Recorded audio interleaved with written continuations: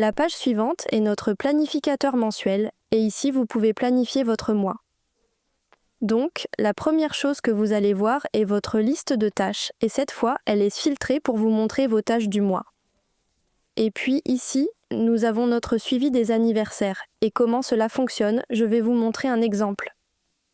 Nous avons Sarah juste ici et ensuite vous pouvez ajouter une date de naissance ici et cela calculera automatiquement le prochain anniversaire, l'âge et combien de jours restants jusqu'à l'anniversaire de cette personne ainsi que l'âge qu'elle va avoir.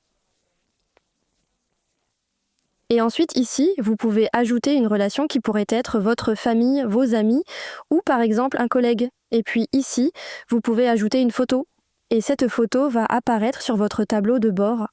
Et puis en bas, nous avons une liste de souhaits et vous pouvez ajouter des articles si vous voulez acheter quelque chose pour cette personne. Et c'est essentiellement ainsi que fonctionne le tracker d'anniversaire. Si vous voulez ajouter rapidement quelqu'un, vous pouvez soit appuyer sur Nouveau ici en bas ou ici, ou vous pouvez appuyer sur le bouton et créer simplement une nouvelle entrée. Et puis ici, nous avons nos mois où vous pouvez organiser vos mois. Et ici, nous avons une vue d'ensemble complète du mois, sous forme de calendrier, et comment fonctionne cette vue mensuelle. Ici, vous pouvez ajouter votre mois juste là, vous pouvez ajouter une image pour la base de données, puis vous pouvez ajouter un focus pour le mois, et ensuite vos objectifs pour ce mois.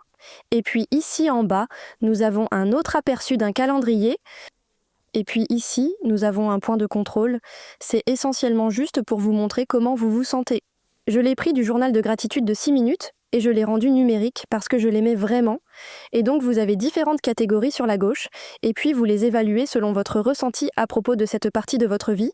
Et donc 1 signifie se sentir très mal à propos de quelque chose, et 10 signifie se sentir vraiment bien à propos de quelque chose. Comment cela fonctionne et que vous voyez simplement d'accord comment je me sens. Ça c'est un 8 gratitude. Disons que c'est un 7 ma famille est un 8. Ami est un 8 et ainsi de suite. Et vous continuez, et ensuite vous avez une vue d'ensemble complète de ce que vous ressentez ce mois-ci, et en gros ce que ça fait si vous commencez à le suivre, ça devrait bouger de ces nombres inférieurs ici, et monter à ces nombres supérieurs là-haut, juste parce que vous vous concentrez sur ces domaines et sur leur amélioration.